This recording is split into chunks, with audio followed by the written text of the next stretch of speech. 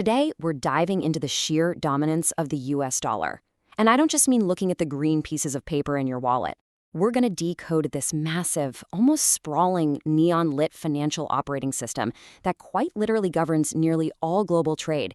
It dictates how nations interact, how energy is bought, and ultimately how global supremacy is maintained. So for thousands of years, right, the world's completely relied on physical metal. Shiny, heavy, extremely limited. But today, we're looking at the stark contrast between those heavy, tangible limitations of the analog gold standard and the, well, infinite, trust-based digital fiat system we operate on right now. Over the last century, we fully transitioned into an era where currency is simply an accounting unit, backed by absolutely nothing but belief and government decree. We're going to boot up this system by breaking it down into 6 critical modules. 1, the gold standard's limits. 2, the Bretton Woods Agreement. 3, the Nixon Shock. 4, the Petrodollar System. 5, America's exorbitant privilege. And finally, number 6, the Triffin Dilemma. Let's jump right into Module 1, the gold standard's limits. Okay, so think of physical gold as the totally archaic hardware of finance. Back during the Great Depression in the 1930s, terrified citizens and entire nations literally hid heavy metal bars in basements instead of depositing them. I mean, they just hoarded it, and this created these massive international shortages. Because the money supply was tied directly to how much heavy metal was literally sitting in a dark vault, this hoarding choked the absolute life out of the global financial system. You see, tethering currency to a physical heavy metal just created these incredibly rigid limits. It is massively costly and honestly environmentally damaging to pull out of the earth. Plus, its supply basically relies on sheer luck, unpredictable mining discoveries. That dynamic hands immense power to whichever nations just happen to have the biggest mines. Ultimately, history proved that the gold standard completely failed to guarantee the economic stability it always promised. Moving on to Module 2, the Bretton Woods Agreement. So if we look at the macro timeline of the dollar's evolution, you can see how we transition from a total domestic gold ban in 1933 all the way to the petrodollar in 1974. But the absolute turning point, the exact moment the US dollar truly became the unquestioned global trading currency, was 1944. As World War II was drawing to a close, 44 nations met in New Hampshire to figure out how to rebuild the entire global economy. And here's what they decided.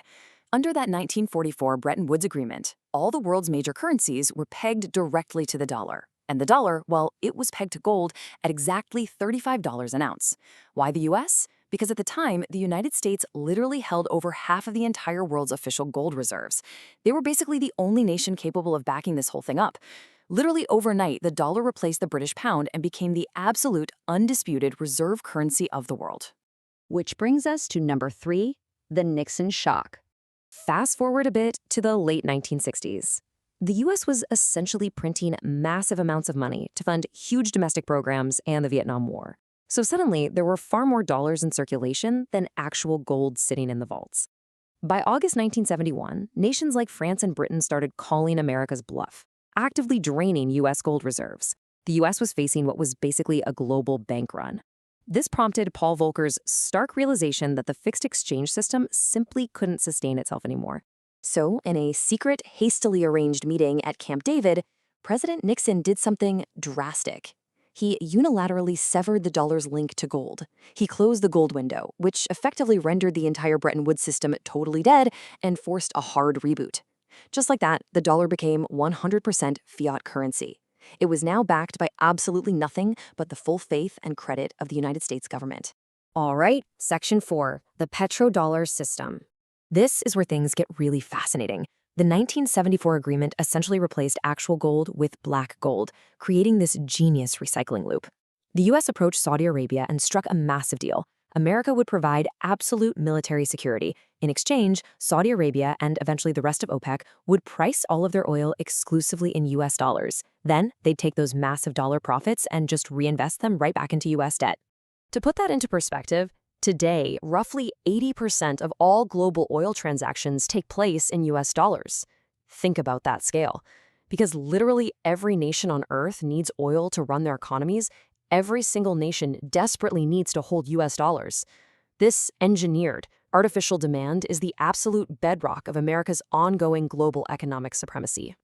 Now, Module 5, America's exorbitant privilege. You see, this system created a wildly asymmetric financial reality. The French, famously and very vocally, criticized this as an exorbitant privilege that basically unfairly subsidizes American living standards. Because the world is essentially forced to use the dollar for global trade, the US gets to enjoy a superpower advantage that literally no other nation on Earth possesses. Let's break down exactly what that privilege looks like. The US Bureau of Engraving can essentially just print green paper, or frankly generate digital data streams per pennies. They then trade those pennies for a massive cargo ship completely full of tangible real-world cars and electronics.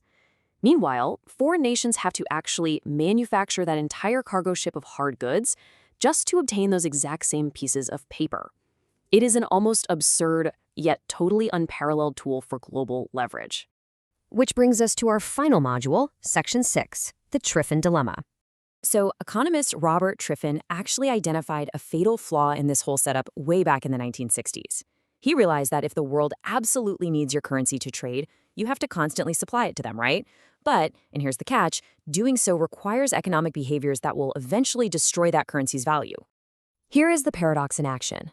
To give the world the liquidity it desperately needs, the U.S. is essentially forced to permanently act as a debtor nation. They have to buy more from the world than they sell, to the tune of about $1 trillion a year right now. This means accumulating mind-boggling amounts of debt, which slowly but surely erodes the very confidence the whole financial matrix is built upon. And we're actually already seeing the slow erosion of this operating system today. Back in the year 2000, 71% of global foreign exchange reserves were held in U.S. dollars. Today, that number has actually slipped to 59%. Nations are slowly diversifying into other currencies. They're actively looking for workarounds to avoid the massive leverage of the American financial system.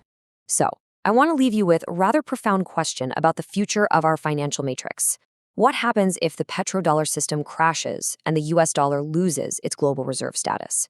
Because if this global operating system ever completely crashes, if the dollar loses its crown to a basket of other currencies or assets, the US might finally have to actually consume less than it produces.